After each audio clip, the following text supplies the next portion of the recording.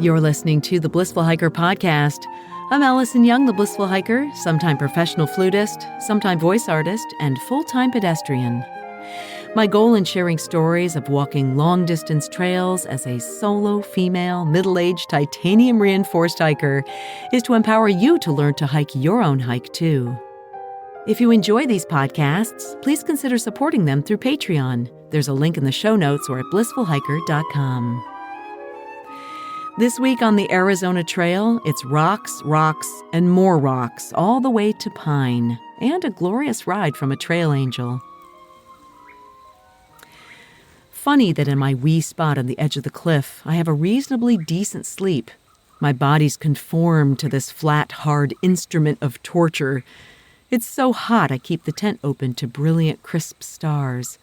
My legs hurt, and I sprawl under the quilt, tucking extra clothes under my knees to avoid rocks. This hike is battering gear and me to bits. My sun hoodie already has giant holes under the arms. What a price to pay for this austere beauty. Vast, remote, lonely.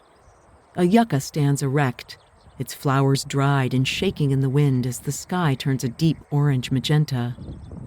Clouds accentuate this magnificent start to my day, but remind me that bad weather is coming. You may wonder why I'm not cowgirl camping, just laying down my mat on the ground.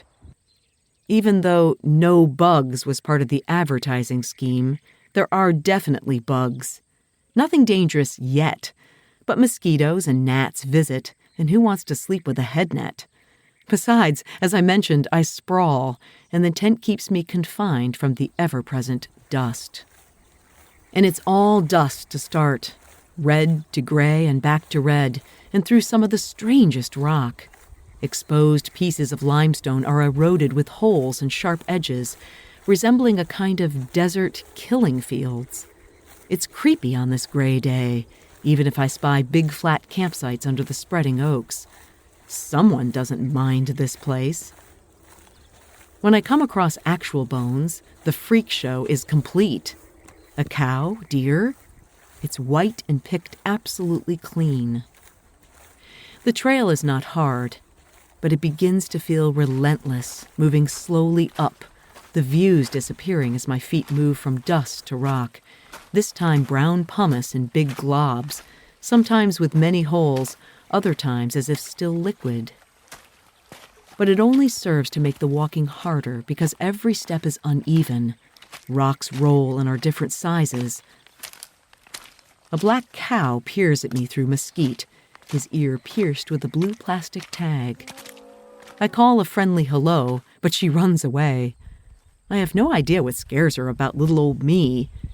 How does she survive out here for an entire season? Maybe too big for a coyote, too skittish for a snake, too thick for cactus. And what does she think of me plodding through her territory? I must look ridiculous suited up to protect my skin from the sun and carrying all I need on my back, marching along. The trail begins to go downhill toward Rock Creek, where hikers ahead have said there are still pools of water. On the map, I'm nearly there and set my mind on arriving. That, as always, is my first mistake. The trail just gets rockier and rockier, really just unpleasant stone in the trail permanently and in pieces.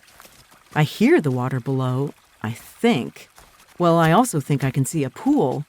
So why am I walking on these long switchbacks? They take me back and forth along the draw, somehow avoiding actually going in. It's a kind of nightmare. Those that wake you up in a panic from where you try to run but your feet are lead. Sure, it's interesting country and a few flowers peek out, but enough already. I do eventually get to the beautiful pool where Frauke and Dennis are drinking coffee, a lovely aroma that makes the past few moments seem a mere inconvenience. I find a nice rock seat and collect, filter, camel up, and repeat. I have to admit, it is hard to hike alone.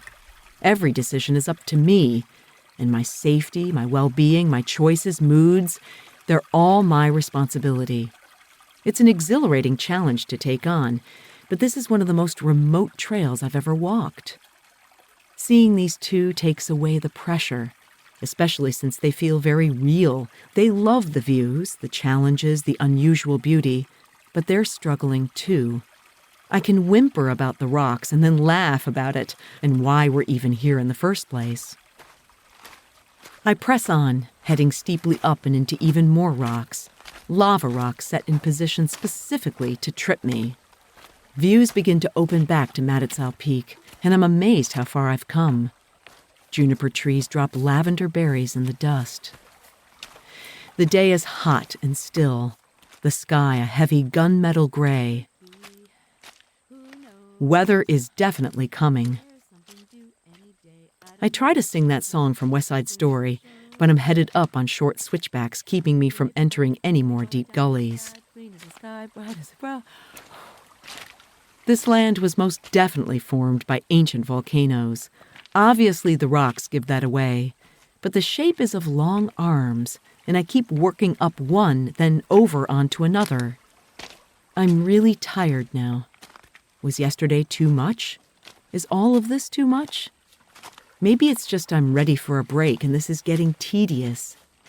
I play little mental games and try to walk until a certain time, then give myself a break. As I zigzag up, I hear Frauke and Dennis below. Then the trail goes straight and then they disappear. Bonker hedgehog and beehive cactus cluster in rock gardens, their buds fat and ready to burst. Maybe rain will be a good thing for a bloom explosion. I find a rock to set my pack and mat and lie down with a snack. I see snow on the far-off peaks. The two catch up and tell me about a shortcut to Pine. A shortcut? I'm all about shortcuts. It's a trail up a canyon to a road above town. So I send a note to Richard to see if he can find out if it's maintained. The stop revives me, and I push on. Not far now as the land begins to slowly turn down, and I head towards Oak Spring. I join a forest road briefly that appears to have been the original AZT, straight down and straight up on baseball-sized rock. But then, thankfully, I turn off quickly to a single track and see a sign to a tank. I'm fine with water, so I skip this muddy cow pond and head on, the canyon below Pine revealing itself. Is it possible to just walk there on trail? Apparently not, because again I join a road on gigantic rocks. It's not the longest road I've walked yet, but it's the worst. A jumble of awfulness down, then up. It's funny how tolerant one can become the closer they are to a break. I hit a trail again, littered with pink short sepal bitterroot close to the ground, and so gloriously perfect they appear fake, or at least placed just so on dusty gray ground to make me smile.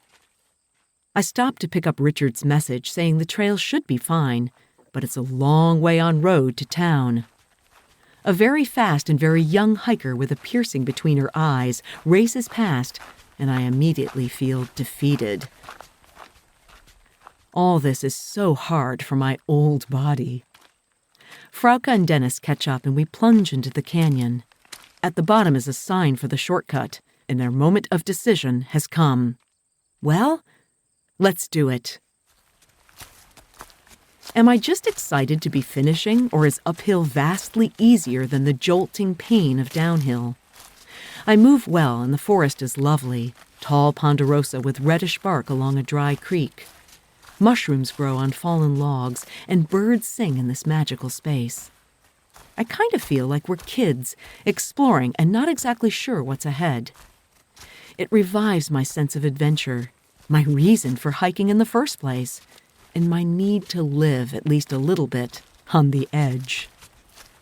The trail is maintained, beautifully clear and easy to the road, and just as Richard said, a huge walk to town. I just can't keep up the pace going downhill. My legs hurt, and so I ask the goddess for help. And it comes, in the form of a young man named Travis, who's not allowed to pick up hitchhikers by his boss, but he tells us it's just the right thing to do. We all pile in for a fun ride in the back of his pickup into the cute mountain town of Pine, and right to the store where I stock up for the next section. I'm exhausted, and the help I asked for also comes in the form of a forced break. The storm will hit tomorrow with heavy snow, and that is not a moment to be on trail. So I find a nice quiet room up the road and hole up as it begins to rain, turning quickly to snow.